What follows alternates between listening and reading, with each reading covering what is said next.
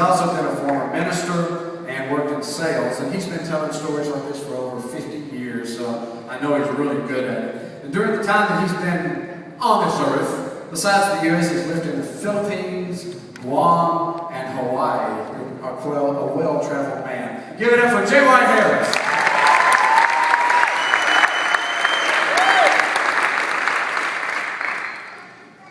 The gunny looked at his watch. Just 10 more minutes and he and Paul could get out of there. It had been a long, hot day in the Oklahoma sunshine, but it was their job that day to give assistance to any who came to visit the National Cemetery.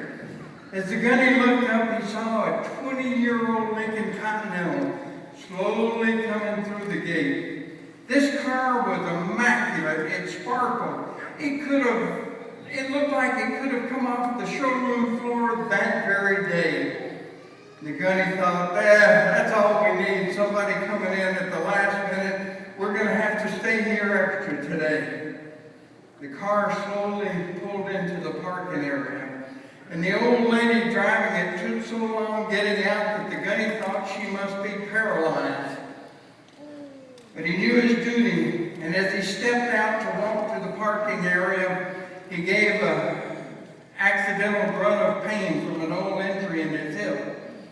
He went out to the parking area and came up to the old lady and said, "Ma'am, can I help you today?" The old lady looked at him and said, "Well, young man, it would be a great help to me if you would carry these bunches of flowers for me." So the gunny picked up the flowers. He figured there were 5 or 6 bunches. And the old lady slowly began to walk towards one of the areas of the cemetery. And she said, "Sorry to be so slow, but us folks, as we get older, just can't keep up with you young'uns." The gunny said, "That's all right, ma'am. You just take your time." She looked at him sharply and she said, "Young man, don't you lie to me. I'm old enough to know when you're not telling me the truth."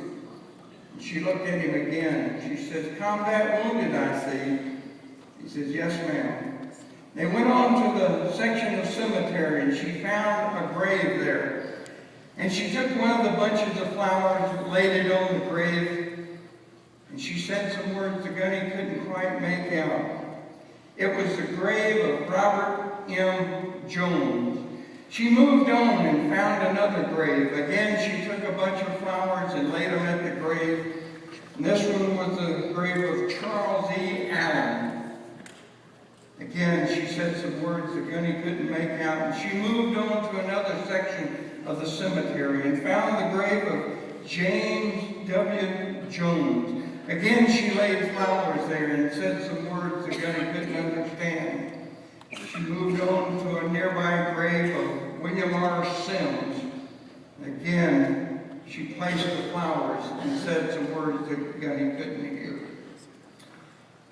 Then she looked up, kind of bewildered, and she said, "Where is that new section of the cemetery? Sometimes I get confused."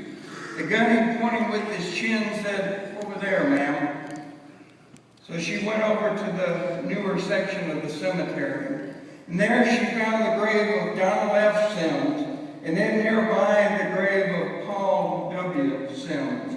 Again, she laid a bunch of flowers at each grave, and she said some words the gunny couldn't understand. And she got up. She said, "This may be the last time that I get to do this, but if you'll help me to my car, I'll get out of here and you can be about your business." As they started for the parking area, the gunny asked, "Were these relatives of yours?" She said, "My father and my uncle were killed in France during World War I.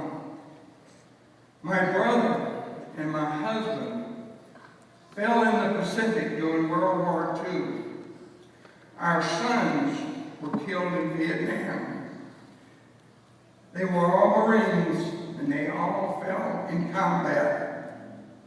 She seemed kind of dejected for a moment, and then she stood a little taller, and her chin took a defiant stance, and she said, "Our grandsons are serving today in Afghanistan and Iraq." The gunny helped her to her car, and as soon as he could make a discreet withdrawal, he double-timed over to where he knew Paul was waiting with the car. As he slid into the passenger seat, he said, "Paul, get me to the exit gate ASAP, and don't spare the horses."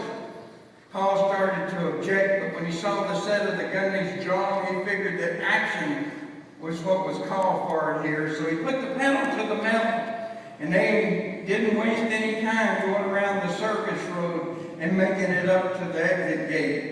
As they slid out of the car, the gunny noted that the old lady hadn't made it around the rotunda yet, so they had time to get in position. He said, "Paul, you go to the other side of the gate, and you follow my lead." As the old Lincoln slowly approached the gate, the gunny barked out, "Attention, cut, hand, salute!" And the car slowly moved through the gate, and the gunny thought he saw their salute return from inside the car.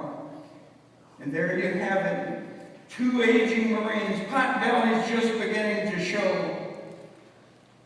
Their uniforms had lost their crispness in the first 30 minutes of duty in the hot Oklahoma sunshine. But they were standing tall and giving honors to one who truly knew the meaning of duty, of honor, of sacrifice. Super Fire Marine